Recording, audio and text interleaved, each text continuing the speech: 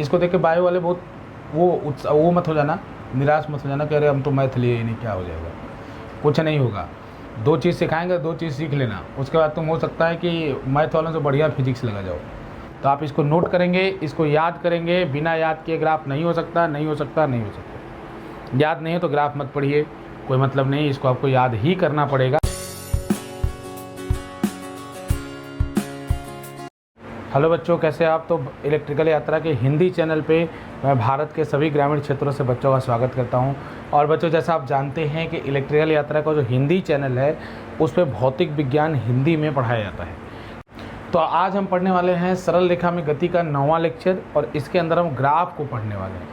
ठीक है, ग्राफ के ऊपर ग्राफ को बनाना, ग्राफ से मतलब निकालना, फिर ये सब चीज़ों को हम आज के लेक्चर में सीखेंगे। अगर आपने हमारे चैनल को सब्सक्राइब नहीं किया है और आप हिंदी में भौतिक विज्ञान पढ़ना चाहते हैं तो ज़रूर सब्सक्राइब करें बच्चों, आपको इसी तरह की अच्छी वीडियोस देखने को मिलती रहेंगी। इस पर हम 11 और 12 का सारा सिलेबस अपलोड करने वाले हैं। ठीक है, और साथ ही साथ बच्चों, जो हमसे ऑनलाइन बैचेज़ में हमारे ज्वाइन करना चाहते हैं, जैसे मैं यहाँ अकेले बोल रहा हूँ, आप भी बोलना चाहते हैं, आप भी अपने क्वेश्चंस लाइव क्लास में पूछना चाहते हैं, तो आप हमारे बैचेज़ में भी जुड़ सकते हैं। और उसके लिए आप नीचे दिए गए जो हमारा व्हाट्सएप का नंबर है उस पर आप कांटेक्ट कर सकते हैं। ठीक है स्टूडेंट, तो चलिए आज हम शुरू करते हैं ग्राफ की। ग्राफ क्या होता है? तो ग्राफ में 2 तरीके की इन्फॉर्मेशन छुपी होती है। मतलब कोई ग्राफ है, कोई भी अगर ग्राफ बना हुआ है तो उसके अंदर 2 तरीके से जो कोई इन्फॉर्मेशन है, कोई सूचना है, छुपी होगी। 2 जानकारी उसके अंदर होगी। एक जानकारी होगी उसके ढाल में, एक जानकारी होगी उसके क्षेत्रफल में।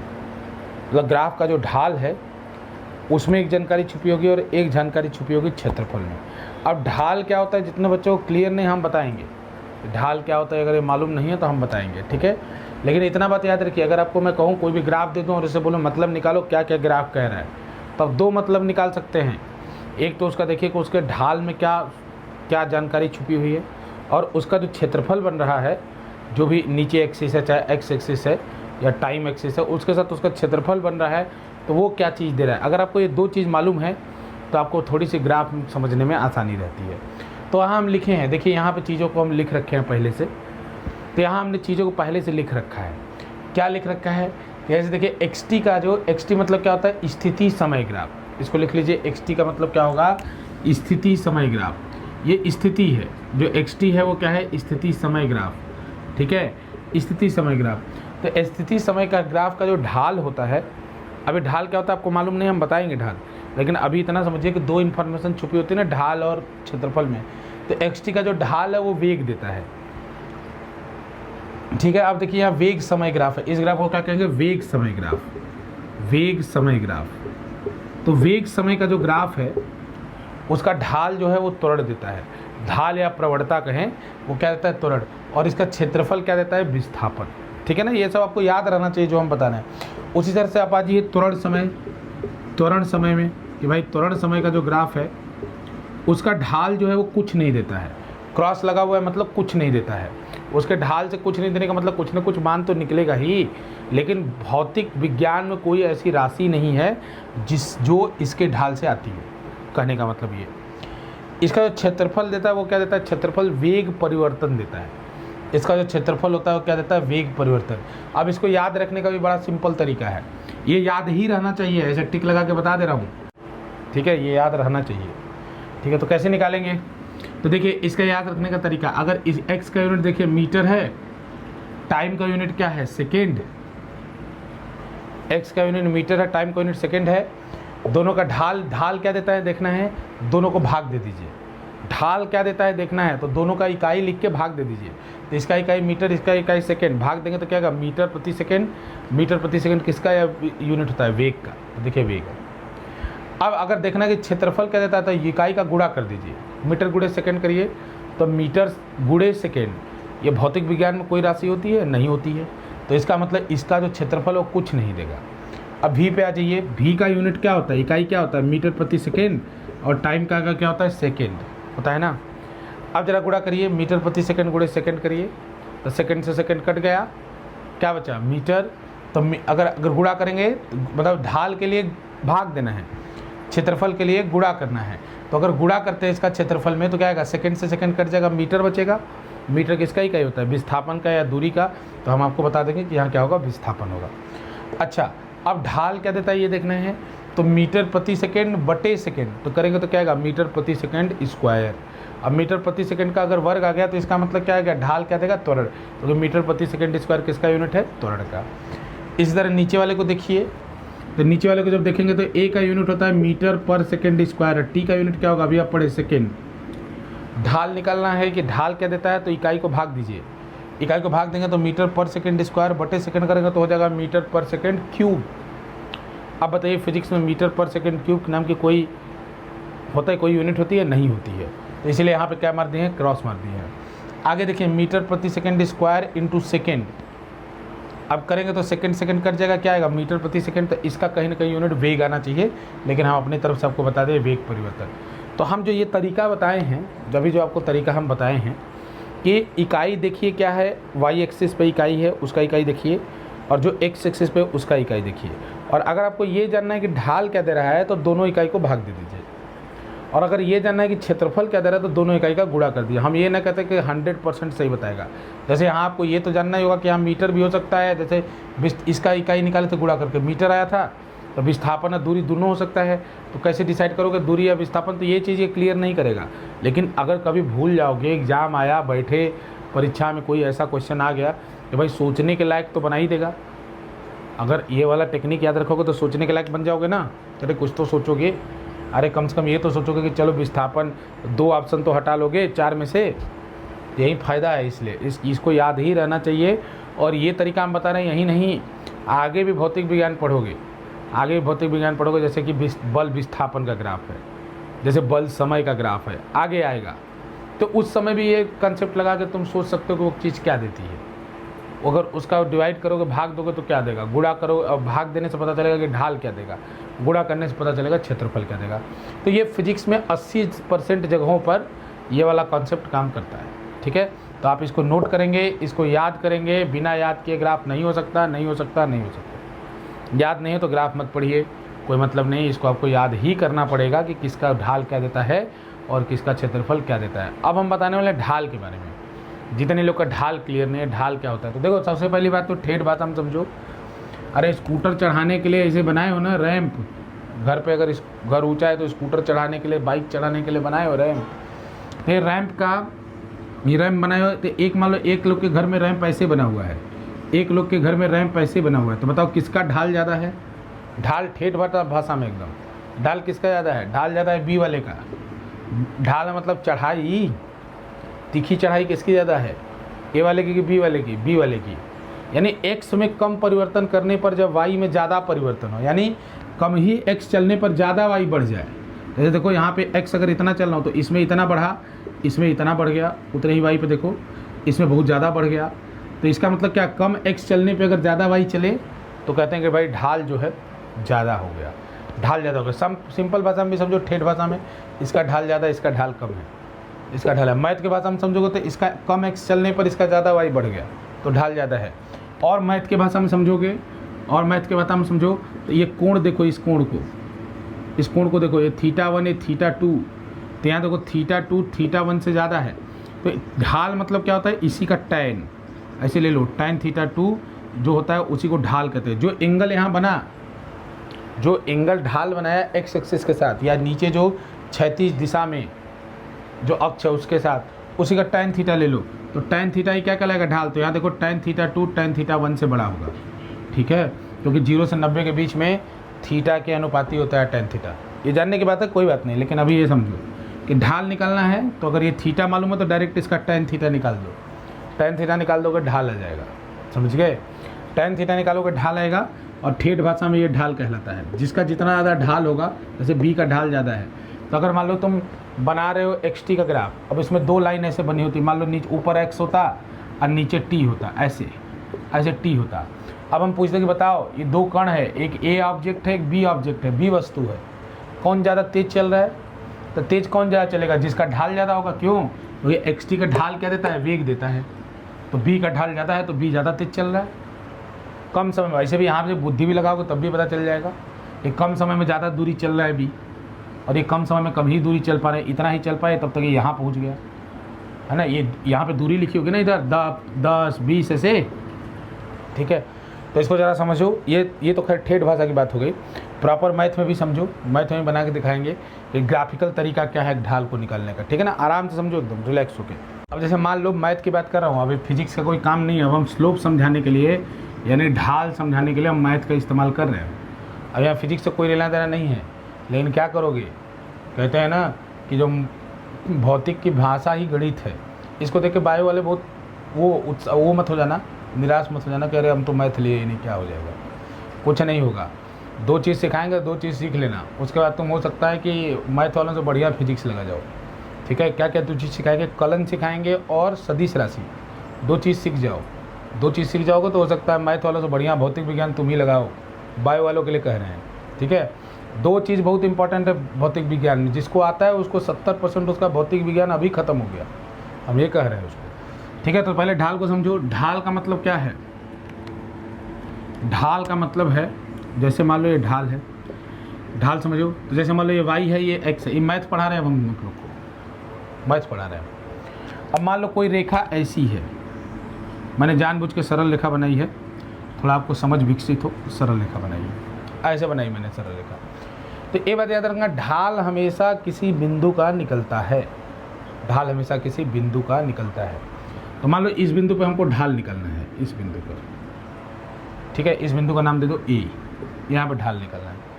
तो ढाल निकालने के लिए क्या करूँ, तो एक तरीका बता रहा हूँ, याद रखना, ये ग्राफीय तरीका है ढाल को निकालने का, ग्राफ के मेथड से ढाल को निकालना। तो क्या करो ना, x के समांतर यहाँ पे एक रेखा खींच लो, इसी बिंदु से गुजरती हुई एक रेखा खींच लो, खींच लिए। अब देखो घड़ी के सुई के विपरीत दिशा में ये कितना कोण बना रहा है, थीटा। अरे कोण ऐसे ऐसे ऐसे यहाँ से चलो, इसके ऊपर देखो ये कितना कोण बना रहा है, थीटा कोण बना रहा है। अब इस ढाल क्या होगा, ढाल कहलाएगा tan थीटा। अभी बताए पीछे भी बताए थे कि ढाल क्या कहलाएगा, ढाल बराबर होगा tan थीटा। और ये अगर इस पॉइंट पे ढाल हमको निकालना है तो इस पॉइंट पे जो थीटा एंगल बन रहा है उसी का tan थीटा निकाल लो, ढाल आ जाएगा, आ गया ढाल। अच्छा, अब मैंने कहा चलो इस, और एक बार फिर बोल रहे हैं, ढाल निकलता है पॉइंट का, ढाल किसका निकलता है, एक बिंदु का निकलता है। ऐसा मत समझना कि ये पूरे लाइन का ढाल, बिंदु का ढाल निकलता है। अगर आगे कोई भी अगर वक्र और बनेगा तो उसके बिंदु पे ढाल निकलता है, पूरे वक्र का ढाल नहीं होता है, हर बिंदु पे ढाल अलग अलग हो सकता है। अब मान लो हमको बी पॉइंट यहाँ पे निकालना है, यहाँ पे निकालो, तो यहाँ पे क्या करूँ, फिर से ऐसे रेखा खींचूँ, किसके समांतर, एक्स के। तो अब एक बार बताओ, अगर ये एंगल थीटा है, ये वाला एंगल थीटा है, तो ये वाला भी थीटा होगा, है ना। अगर समांतर रेखाओं का गुण पढ़े हो ना, कि अगर ये थीटा है तो ये थीटा, ठीक है, ठीक है, तो ये भी थीटा होगा। तो यहाँ पे भी बी पॉइंट पे भी अगर तुम स्लोप निकालोगे तो यहीं tan थीटा आएगा। अब कोई और पॉइंट ले लो, सी पॉइंट, यहाँ पे निकालो, यहाँ पे फिर एंगल थीटा बनेगा, क्योंकि सब बराबर आएंगे, थीटा समांतर रेखा का गुण होता है कि ये वाले कोण बराबर होंगे। अच्छा, तो इसका मतलब यहाँ देखो बड़ी कमाल की बात हो रही है कि अगर सरल रेखा बनाते हो तो उसका हर पॉइंट पे ढाल नियत होता है। सरल रेखा बनाओगे तो उसका किसी भी बिंदु पर ढाल निकालो बराबर आएगा। ये गुण केवल सरल रेखा का है। जैसे उदाहरण थोड़ा छोटा समझा रहे हैं, जैसे मान लो ये ऐसे ले लेता मैं, ये y था, ये x था। अब मान लो मैं ऐसे ले लेता ग्राफ, ऐसे टेढ़ा होके जा रहा है। अब यहाँ पे मान लो मैं निकालता तो यहाँ पे कोण कुछ और बनता, θ1। अब यहाँ पे निकालता तब थोड़ी कह सकता था कि ये θ2 है, ये θ1 है, ये θ2 होगा, कोई और कोण होगा। यहाँ निकालोगे तो फिर कोई और कोण होगा, θ3 होगा। तो सुनो, यहाँ पे कहा क्या जाएगा, अगर ये 3 बिंदु नाम दोगे A, B, C, तो यहाँ हर बिंदु का ढाल अलग अलग है, हर बिंदु का ढाल अलग अलग है। ये बात याद रखना, केवल और केवल सरल रेखा में हर बिंदु पर ढाल नियत होता है, केवल और केवल सरल रेखा में। तो देखो सरल रेखा में कहीं भी बिंदु ले लो, कहीं भी बिंदु ले लो, थीटा ही कोण बन रहा है ना, और थीटा कोण बन रहा है, जो समांतर वाली रेखा है उसका थीटा कोण बन रहा है। तो इसका मतलब इसका ढाल जो है हमेशा सरल रेखा का जो ढाल होता है वो नियत होता है, ठीक है ना। सरल रेखा का ढाल नियत होता है, ठीक है ना। तो ये बात तो ऐसे नोट करो इसके नीचे। तो ये ग्राफ तो नहीं अच्छे बनाना, जगह साफ साफ बड़ा बनाना, छोटा मत बनाना। अब इसका नोट करके तुरंत ये वाला बात फटाफट लिखो, नोट करो, यहाँ लिखो कि इंग्लिश हिंदी में लिखो कि सरल रेखा का ढाल हमेशा नियत होता है, सरल रेखा का ढाल हमेशा नियत होता है, सरल रेखा का ढाल हमेशा नियत होता है, लिखो हिंदी में, ठीक है, कि सरल रेखा का ढाल हमेशा नियत होता है। ठीक, अब सुनो बात, ये बात सुनो। अब यहाँ देखो tan थीटा का मान देखो, तो tan थीटा का मान यहाँ स्लोप अगर देखो नियत भी होता है, और कोई चीज़ मैं कह रहा हूँ कि नियत है, तो नियत भी 3 तरीके का हो सकता है। जैसे +3 भी नियत कहा जाएगा, -3 भी नियत कहा जाएगा, और 0 हो तो भी नियत कहा जाएगा। अगर मैं कहूँ मान लो कि वेग है या त्वरण है +3 तो नियत कहा जाएगा, त्वरण है -3 तो वो भी नियत कहा जाएगा। नियत मतलब जो बदले ना समय के साथ, तो +3 भी है तब भी नहीं, -3 भी है तब भी नहीं, 0 है तब भी नहीं। यानी नियत होने पर भी, नियत होने की भी 3 कैटेगरी है। मतलब नियत होना मतलब कौन सा नियत है, धनात्मक नियत है, ऋणात्मक नियत है कि 0 नियत है। तो देखो ये जो अभी बना है ना, ये धनात्मक नियत है, यानी ये पॉजिटिव स्लोप है। ये नियत तो है लेकिन ये पॉजिटिव यानी धनात्मक ढाल है, ये धनात्मक ढाल। अब एक लाइन ऐसे बना लो जरा, तो ऐसे बना लो।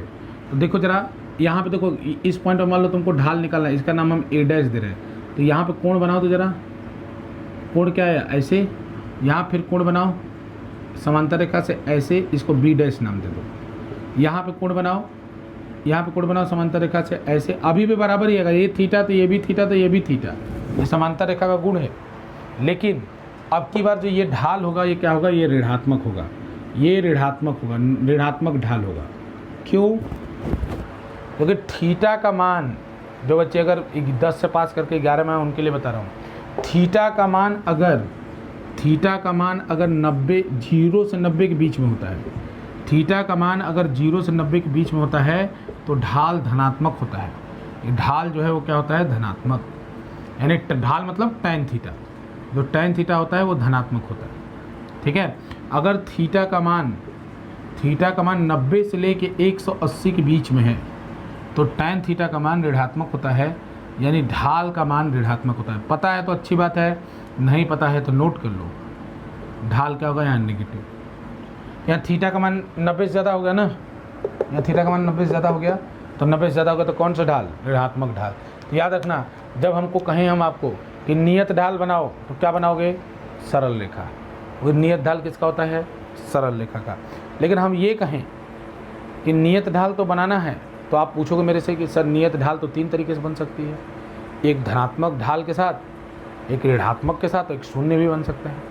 कौन सा बनाऊँ? तब मैं बताऊँगा, अच्छा ठीक है धनात्मक ढाल के साथ बनाओ। तो धनात्मक ढाल के साथ बनाओ तो ऐसी लाइन बनाओगे, और अगर ऋणात्मक ढाल के साथ बनाओ तो ऐसी लाइन बनाओगे। ये x है, पहचानो, अंग्रेजी का लेटर x है। देखो याद करने का तरीका, अंग्रेजी का लेटर x है। तो ये अगर मैं बोलूँ धनात्मक ढाल बनाने के लिए तो अंग्रेजी का लेटर कौन सा बनाओगे, इधर वाला, ये धनात्मक है। ऋणात्मक बनाने को बोलूँ तो ये ऋणात्मक वाला। ठीक, माइनस से प्लस, अगर एक्सिस बनाते हो तो पहले माइनस आता है फिर प्लस आता है ना, तो ऐसे भी याद कर सकते हो, पहले जो आएगा वो माइनस है और बाद में जो आएगा प्लस है। देखो ये रेखा ऐसे जा रही है ना, ये रेखा ऐसे जा रही है ना, तो धनात्मक ढाल बनाना हो और नियत धनात्मक ढाल बनाना हो तो ये रहा, नियत ऋणात्मक ढाल बनाना हो ये रहा। समझ लो बढ़िया से एकदम, धनात्मक और ऋणात्मक, नियत धनात्मक, नियत ऋणात्मक ढाल समझ लो। अगर इतना समझ लोगे ना, ये सब आसान है, सब ढाल का ही तो खेल है। देखो 3 ढाल दिख रहा है, ढाल का खेल है। ढाल को समझो, क्षेत्रफल तो बहुत आसानी से समझ में आ जाएगा, ढाल समझ लो बस।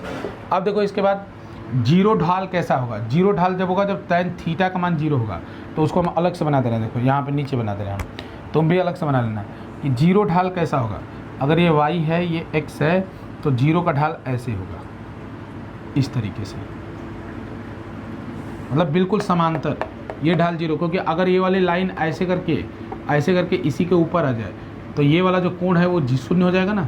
ऐसे लाइन जो ऐसे जा रही थी वो ऐसे हो जाए, तो ऐसे हो जाए तो ये वाला कोण जो बन रहा है वो कितना हो जाएगा, 0। या यहाँ देख लो, ये लाइन ऐसे जाके ऐसे हो जाए तो ये वाला कोण कितना हो जाएगा, 0।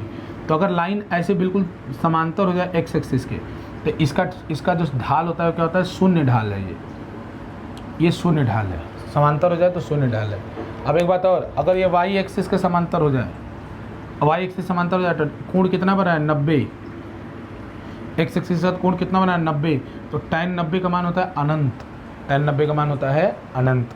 तो ये क्या है, ये अनंत ढाल है। ये क्या है, अनंत ढाल। तो इसको लिख लो, ये अनंत ढाल है। ये सब डायग्राम बनाओ तो ज़रा फटाफट सब डायग्राम बनाओ, और ये याद रखना चाहिए मैथ है, ये हम मैथ सिखाएं इतनी देर, जल्दी से बना लो, सब चीज़ बना लो, ये भी बनाओ, ये भी बनाओ, सब बना के लिख लो। वीडियो को रोको, वीडियो को रोको, ये सब बनाओ, बनाने के बाद तब फिर आगे बढ़ो, बनाओ रोक के। चलो, और अभी तक अगर सब्सक्राइब नहीं किया हो तो ज़रूर तुरंत बटन दबाओ, फिर आगे बढ़ो बच्चों। अगर आपने सब्सक्राइब अभी तक नहीं किया तो सब्सक्राइब कर लो। इसी तरह से कॉन्सेप्ट हम अच्छे से कॉन्सेप्ट आपको सिखाते रहेंगे, बहुत अच्छी स्कोरिंग आपकी होगी। आराम से पढ़ते रहिए एकदम सावधानी से, ठीक है। अब चलिए एक बात ध्यान दीजिए, अब हम पहला ग्राफ बनाने जा रहे हैं। हम केस लेके ग्राफ बनाएंगे कि पहले आदमी खड़ा है उसका ग्राफ बनाएंगे, फिर आदमी एक स्पीड से दौड़ेगा उसका ग्राफ बनाएंगे, फिर आदमी त्वरण के साथ दौड़ेगा उसका ग्राफ बनाएंगे। तो 3 ग्राफ हम आपको बना के अलग अलग सिचुएशन में, अलग अलग स्थितियों में तीनों ग्राफ बनाएंगे, XT, VT और AT। पहले आदमी खड़ा है तो उसका XT ग्राफ क्या होगा, VT ग्राफ क्या होगा, AT ग्राफ क्या होगा। फिर आदमी जब दौड़ रहा है तो उसका XT ग्राफ क्या होगा, VT ग्राफ क्या होगा, AT ग्राफ क्या होगा। फिर जब आदमी त्वरण के साथ दौड़ रहा है तो इसका XT, VT, AT ग्राफ क्या होगा। तो जो आज जो लेक्चर हम उसमें केवल वही ग्राफ बताएंगे जब आदमी रुका हुआ है। अगले लेक्चर में, जो हमारा अगला लेक्चर होगा यूट्यूब पे, लेक्चर नंबर 10, उसमें हम बताएंगे आपको जब आदमी एक समान वेग से चल रहा हो।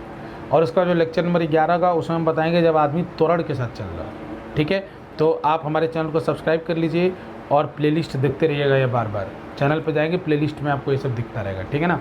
तो चलिए आज हम पढ़ते हैं ऑब्जेक्ट जब विश्राम अवस्था, वस्तु जब विश्राम अवस्था में।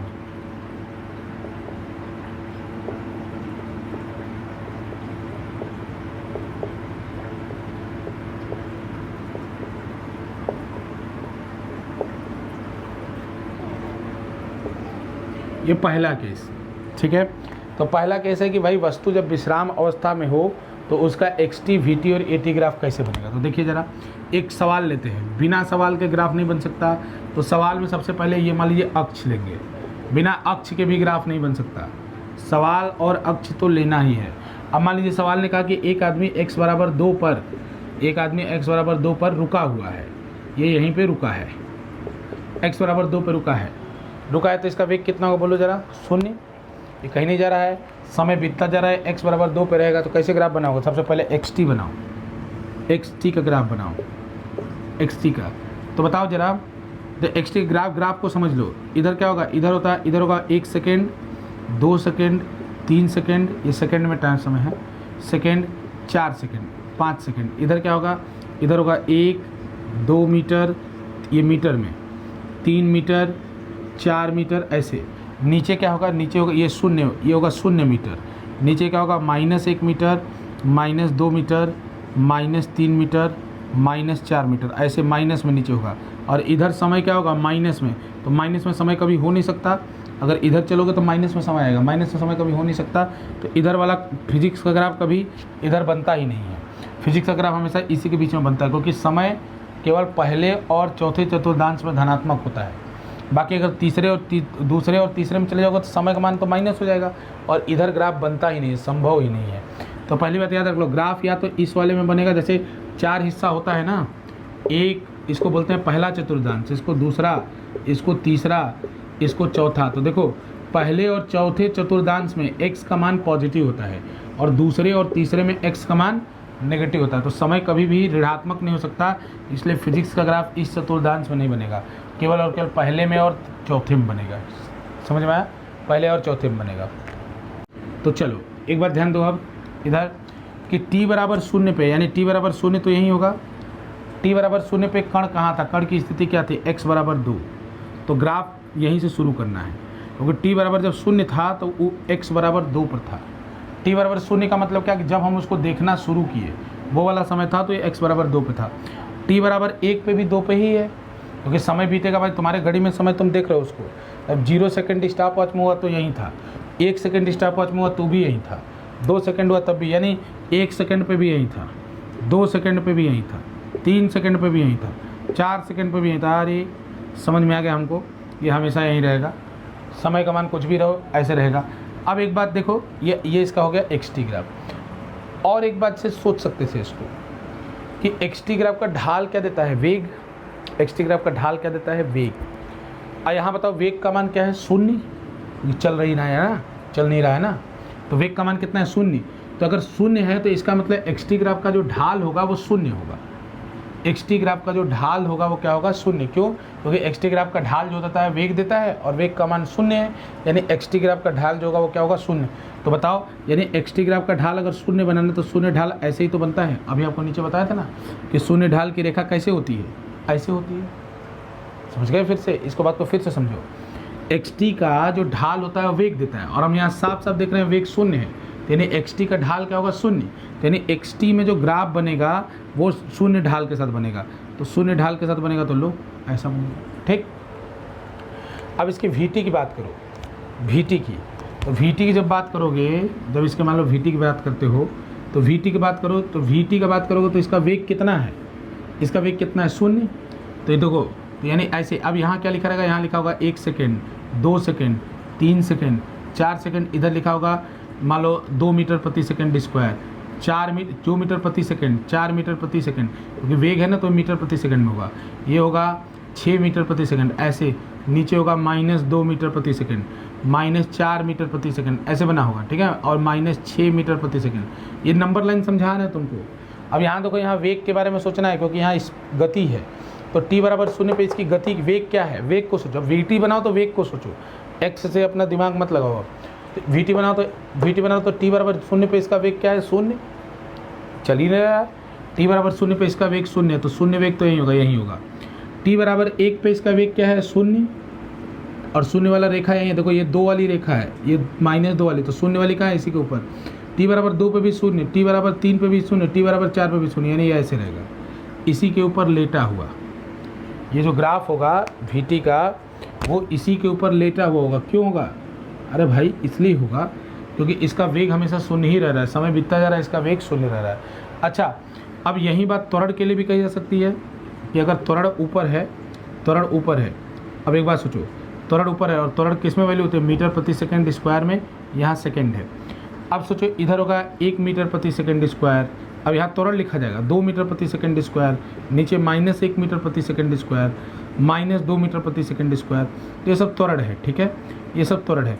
अब एक बार सोचो, टी बराबर अगर वेग त्वरण क्या होता है, त्वरण क्या होता है, वेग परिवर्तन की दर। अब यहाँ वेग परिवर्तित ही नहीं हो रही, वेग हमेशा शून्य है, तो त्वरण क्या होगा, शून्य।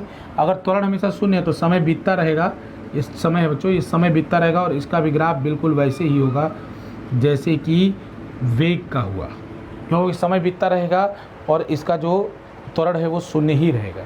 ये ग्राफ है, इसको रोको, फटाफट बना लो, फिर एक सवाल और देते हैं, फिर आज की क्लास हम ख़त्म करेंगे। इसको फटाफट बना लो। देखो एक और प्रश्न देखो, अब मान लो x बराबर 0 इधर है, x इधर है, एक -x इधर, एक आदमी x बराबर -3 पे खड़ा है। ओके, अभी विश्राम अवस्था वाला ग्राफ में बना रहा हूँ, केवल विश्राम अवस्था वाला, x बराबर -3 पे खड़ा है, तो इसका एक्स टी ग्राफ कैसा बनेगा बताओ। इसका वेग अभी भी शून्य है, वेग अभी भी शून्य है, तो एक बात तो तुम्हें समझ में आ रहा होगा बच्चों कि अगर वेग शून्य है तो ढाल क्या होगा, शून्य, क्योंकि एक्स टी का वेग ही ढाल होता है। एक्स जो वेग होता है वो एक्स टी का ढाल होता है, तो अगर यहाँ पे वेग शून्य है तो ढाल शून्य होगा। तो अब कैसे ग्राफ बनेगा जरा देखा जाए इसको। तो देखो बच्चों, अब पता लगाओ टी बराबर 0 पे ये था कहाँ, टी बराबर 0 पे क्या था, -3 पे, तो ऊपर देखो ये 1 2 3 ऐसे है, 4 5 है, नीचे क्या होगा -1 -2 -3 -4, तो टी बराबर G0 पे कहाँ पे था ये, -3 पर, यानी वो यहाँ था। ग्राफ बनाना सीखो। टी बराबर 0 पे कहाँ था, -3 पे। अच्छा, अब समय एक सेकंड पे भी कहाँ है, -3 पे ही। 2 सेकंड बनाओगे तो भी कहाँ है, -3 पे ही। 3 सेकंड बनाओगे तो भी कहाँ है, -3 पे ही, यानी इसकी रेखा ऐसी बनेगी। और वैसे भी समझ रहे हो, वेग शून्य तो शून्य वेग का तो रेखा ऐसे ही बनता है। वी टी का ग्राफ क्या है, अभी इसका वेग क्या है सोचो, अगर वी टी का ग्राफ बनाना है तो इसका वेग क्या है, शून्य। पिछले वाले में जैसा, अरे चल नहीं रहा है ना, तो अभी भी इसका ग्राफ कैसे बनेगा, ऐसे जैसे पिछला बना था, तो वेग शून्य है। ए टी का ग्राफ कैसा बनेगा, बिल्कुल ऐसा ही बनेगा जैसे पीछे बना था। यहाँ ए टी का ग्राफ बनेगा तो कहाँ बनेगा, ऐसे बनेगा, इसी के ऊपर। ठीक है, ए टी का भी जो ढाल होगा क्या होगा, शून्य होगा। ठीक है, तो देखो इस तरह से बहुत सिंपल है, आराम से बना सकते हो। अभी हमने देखा क्या कि वस्तु जब विश्राम अवस्था थी तो उसका ग्राफ क्या हो रहा था। अगले क्लास में मैं आपको बताऊंगा कि वस्तु जब एक समान गति से किसी भी दिशा में चलना शुरू कर दे, या +x की तरफ या -x की तरफ, तब कैसा आपका ग्राफ बनेगा XT VT और AT का, हम बताएंगे नेक्स्ट क्लास में, ठीक है ना। तो अगले वीडियो जो लेक्चर नंबर हमारा 10 होगा उसमें हम बताएंगे कि अगर वस्तु एक समान गति से चल रही है तो ग्राफ कैसा होगा, तो उसका तीनों ग्राफ कैसा होगा, ये वाला ग्राफ कैसा होगा। और उससे अगले लेक्चर में हम बताएंगे जब त्वरण के साथ चल रही है तब कैसा ग्राफ होगा। तो देखो एक बात बता रहे हैं कि इसको अच्छे से समझ लेना तब अगला समझना, ठीक है। और बच्चों एक बात और, आप हमसे अगर ऑनलाइन जुड़ना चाहते हैं, हमसे हमारे ऑनलाइन बैच में जुड़ के हमसे पढ़ना चाहते हैं तो नीचे दिए हुए नंबर पर आप व्हाट्सअप कर सकते हैं। जैसे इसमें अगर कोई भी डाउट है तो अभी आप बोल नहीं पा रहे हैं तो उस समय आप इसी तरह से मैं बोर्ड में पढ़ाऊँगा, मेरे सामने स्क्रीन रहेगा, माइक रहेगा, तो आप जो भी बोलेंगे मैं सुन पाऊँगा और आपको देख भी पाऊँगा। आप वीडियो अपना ऑन करके पढ़ेंगे तो मैं आपको देख भी पाऊँगा, ठीक है। और एक बात और बच्चों कि ज़्यादा से ज़्यादातर बच्चों तक हमारे चैनल को पहुँचाएँ। और यहाँ पे भी मैं पूरा सिलेबस अपलोड करूँगा, पढ़ाते रहूँगा मैं आपको, तो उससे आपको कोई दिक्कत नहीं होगा। लेकिन अगर आप हमसे कोई प्रश्न पूछना चाहते हैं तो हमारे बैचेज में ज़रूर जुड़ें और वहाँ पढ़ते रहें, ठीक है बच्चों। हमारे चैनल को सब्सक्राइब जरूर कीजिए, अगर घंटी का बटन दबाए हैं, बेल घंटी नहीं दबाए हैं, सब्सक्राइब का बटन नहीं दबाए हैं तो बच्चों ज़रूर अभी दबाइए। बहुत बहुत धन्यवाद।